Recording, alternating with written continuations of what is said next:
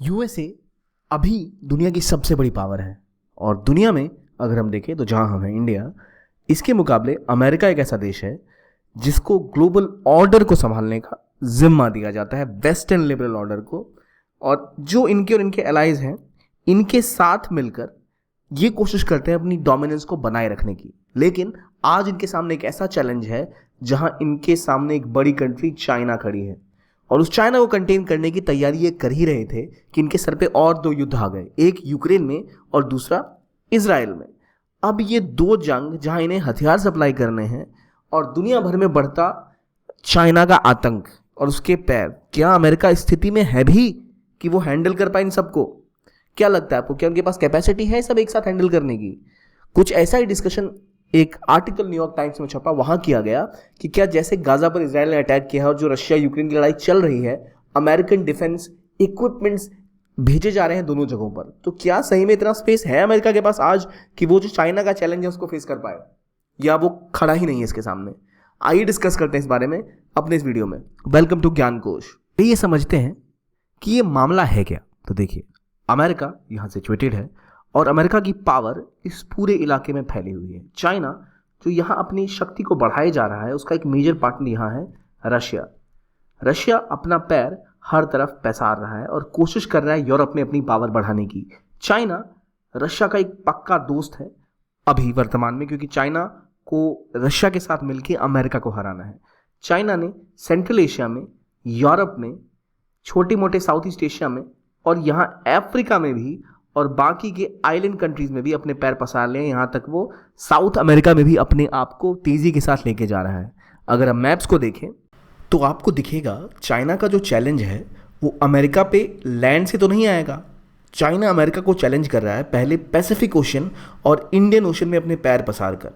वो लगातार इस रीजन की अलग अलग कंट्रीज़ में अपना दबदबा बढ़ा रहा है, चाहे वो साउथ ईस्ट एशिया हो, चाहे वो इंडिया के ऊपर दबाव बनाना हो, पाकिस्तान के ऊपर एक ट्रेड कॉरिडोर बनाने की बात हो, श्रीलंका के ऊपर हम्बनटोटा पोर्ट जैसे बनाने की बात हो, लाओस, थाईलैंड, वियतनाम, कंबोडिया, इन जैसे देशों में अपनी प्रेजेंस बढ़ाने की बात हो, वो लगातार इन देशों को इतना मजबूर कर दे रहा है अपने कर्जों के द्वारा और अपनी प्रेजेंस के द्वारा कि ये अब अमेरिका से ज़्यादा डिपेंडेंट हो गए हैं चाइना के ऊपर।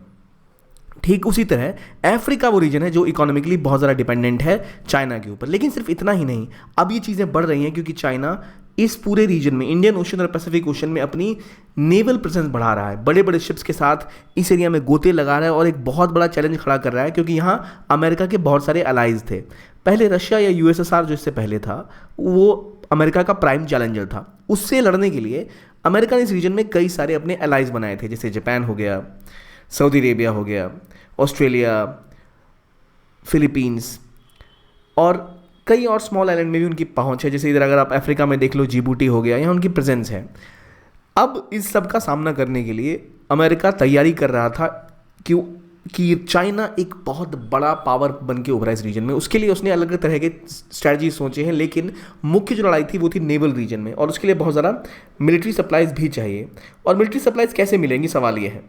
इन सप्लाईज के लिए उन्हें अपने अलाइज को बढ़ाना पड़ेगा और इसीलिए लगातार वो अपने दोस्तों की संख्या बढ़ा रहे थे। लेकिन ये जो नया युद्ध उठा है, ये जो नई प्रॉब्लम आई है, ये एक बड़ी समस्या है। कुछ समय पहले ही यूक्रेन में रशिया ने हमला किया। अब देखिए, इस मैप पे अगर आप देखो तो यूक्रेन यहाँ पर है। इस पूरे रीजन पर दबाव बनाने के लिए रशिया ने यूक्रेन के ऊपर हमला कर दिया। अब यूक्रेन जो अपनी लड़ाई लड़ रहा है रशिया से, उसको जो भी हथियार चाहिए वो मिलते कहाँ से? तो अमेरिका से मिलते हैं। अमेरिकन जो डिफेंस मिनिस्ट्री है, अमेरिकन जो डिफेंस सप्लायर्स हैं, वो लगातार यूक्रेन को हथियार सप्लाई कर रहे हैं। अगली स्थिति यहाँ इजराइल में आ गई, जहाँ हमास और इजराइल के बीच में युद्ध स्टार्ट हुआ, जिसमें गाजा पर अटैक्स हो रहे हैं, जहाँ शायद अब सीरिया और लेबनान भी इन्वॉल्व ना हो जाए, इसका डर है अमेरिका को। तो वहाँ भी हथियार जो है इजराइल को सपोर्ट करने के लिए अमेरिका को ही भेजने पड़ रहे हैं। तो यहाँ जब लगातार कॉन्फ्लिक्ट बन रहे हैं, उस स्थिति में अगर चाइना अपनी प्रेजेंस समुद्री इलाकों में बढ़ा देगा तो क्या अमेरिका लड़ने को तैयार है? तो बात यह है कि वहाँ अमेरिका कोशिश कर रहा है कि इक्विप कर सके इजराइल और यूक्रेन को रशिया और हमास से लड़ने के लिए, लेकिन साथ ही साथ क्या उसके पास इनफ हथियार है कि वो लड़ सके बाकी देशों से, बाकी चाइनीज़ प्रेजेंस इस रीजन में? अगर हम देखें जो हथियार सप्लाई किए गए हैं, उनमें से कई ऐसे हथियार हैं जो यूक्रेन को सप्लाई किए गए हैं, जिसमें आपके जेवलिन्स हो गए, जो बॉम्ब्स हो गए, आर्टिलरीज हो गई, इनमें से कुछ इजराइल के काम के हैं, कुछ ताइवान के काम के हैं, कुछ किसी के काम के नहीं है, कुछ सबके काम के हैं। तो कई सारे ऐसे इक्विपमेंट्स सप्लाई किए हैं अमेरिका ने ऑलरेडी। एयर लॉन्चर हो गए, या फिर जो डिफेंस सिस्टम है, जैसे इजराइल का खुद का एक बहुत खतरनाक डिफेंस सिस्टम है, अमेरिका का पैट्रियट है, जो अमेरिका यूक्रेन और ताइवान को देने की बात भी कर रहा है। तो इस तरह के हम देख रहे हैं बहुत सारा प्रोडक्शन होता है, लेकिन प्रोडक्शन में कमी भी देखी गई है। तो इसको काउंटर करने के लिए अब अमेरिका क्या करेगा? अभी तक चाइना क्या कर रहा है, वो इजराइल गाजा वॉर में एक डिस्टेंस बना के चल रहा है, किसी के सपोर्ट में, किसी के विरोध में नहीं जा रहा।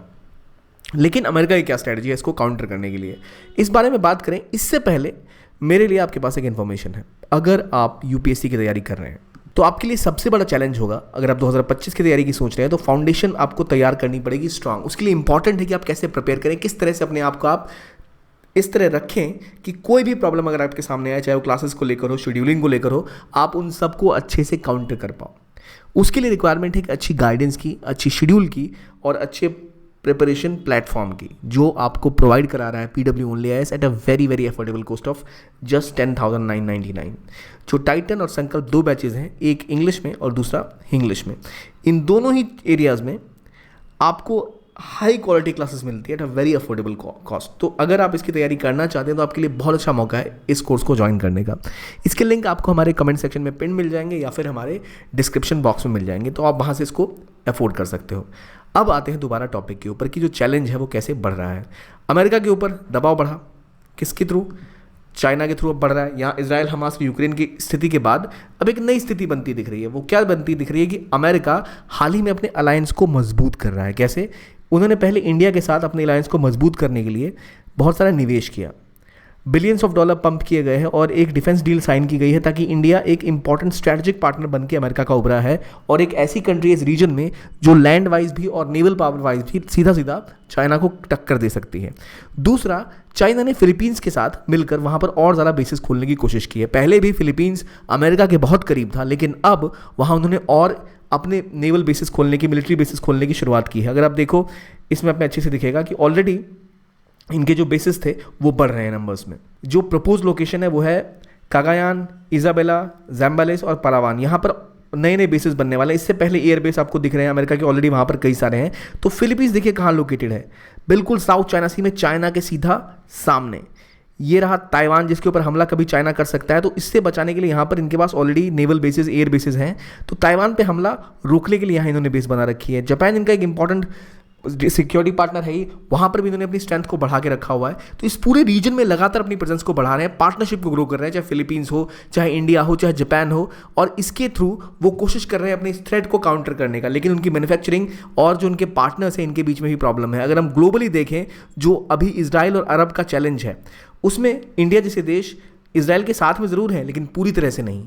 उसी तरह इंडोनेशिया और साउथ ईस्ट एशियन कंट्रीज एक संतुलित स्टैंड लेने की कोशिश कर रही है। तो आसान नहीं होगा अमेरिका के लिए इस चीज़ को पार लगाना, लेकिन वो यूक्रेन और जो गाज़ा इजराइल कॉन्फ्लिक्ट है, इसको हैंडल करने के लिए कोशिश कर रही है अपने अलाइज का साथ लेने की। अलाइज में इंडिया, फिलीपींस, जापान, इनके साथ मिलकर, ऑस्ट्रेलिया के साथ मिलकर लगातार डिफेंस अपना आर्किटेक्चर स्ट्रॉन्ग करने की कोशिश कर रही है, ताकि वो काउंटर कर सके किसी भी तरह के इश्यूज़ का। अपने पार्टनर्स को स्ट्रॉन्ग करने के बावजूद अमेरिका के सामने जो एक प्रॉब्लम है वो ये है कि क्या उनके जो पार्टनर्स हैं वो उसकी पॉलिसी के साथ पूरी तरह अलाइन करेंगे। क्या इंडिया अमेरिका के साथ पूरी तरह अलाइन करेगा? नहीं। क्या जापान पूरी तरह इजराइल पे अमेरिका के साथ अलाइन करेगा, या फिलीपींस अलाइन करेगा, या इंडोनेशिया अलाइन करेगा? इसके चांसेस कम है। और अब हथियारों की संख्या थोड़ी लिमिटेड होती है। इतनी बड़ी जंग एक साथ लड़ना किसी भी देश के लिए मुश्किल हो सकता है, लेकिन अमेरिका बहुत हाई कैपेबिलिटी रखता है। आई होप कि ये वीडियो आपके काम आया हो, ये समझने में कि जो पॉलिटिक्स है वो कैसे रन कर रही है और कैसे लगातार जापान, फिलीपींस, थाईलैंड, इनको भी जो हथियार है वो सप्लाईज कंसिस्टेंटली कर रहा था अमेरिका, ताकि वो डिफेंस ग्रुप्स का पार्ट बन पाए। जैसे ऑकस एक ऐसा ग्रुप बनाया था जिसमें अमेरिका, यूके और ऑस्ट्रेलिया, यूके और यूएस है, जिसमें ऑस्ट्रेलिया को nuclear submarine, nuclear technology provide की गई। क्यों? ताकि इस रीजन की सिक्योरिटी इंश्योर की जा सके। इसी की तरह जो I2U2 था, इंडिया, इजराइल, UAE, USA, ये ग्रुप 4 देशों का, जो इंडिया और अरबिक कंट्रीज़ के बीच में या UAE के साथ और इजराइल के साथ और संबंधों को स्ट्रॉन्ग कर सके। डिफेंस पार्टनरशिप लगातार बढ़ाने की कोशिश की गई इंडिया के साथ। अमेरिका के पॉलिसी मेकर्स के थ्रू, ताकि इंडिया एक इंपॉर्टेंट पार्टनर बन पाए। फ्रांस, यूके, यूएस, ऑस्ट्रेलिया ये ऑलरेडी एक साथ हैं, ग्रुप का पार्ट है। तो इसीलिए आपको दिख रहा है अब चाइना के चैलेंज को काउंटर करने के लिए अमेरिका डायरेक्टली ना जाके अपने दोस्तों, अपने अलाइज और पार्टनर्स को बढ़ाने के ऊपर रिलाई कर रहा है। और ये एक तरीका है जिसके थ्रू वो कोशिश कर रहा है कि ऐसे थ्रेट को वो काउंटर कर पाए, न्यूट्रलाइज कर पाए। ये था वीडियो, देखने के लिए बहुत बहुत धन्यवाद। कीप ऑन वॉचिंग ज्ञान कोश and have a nice day.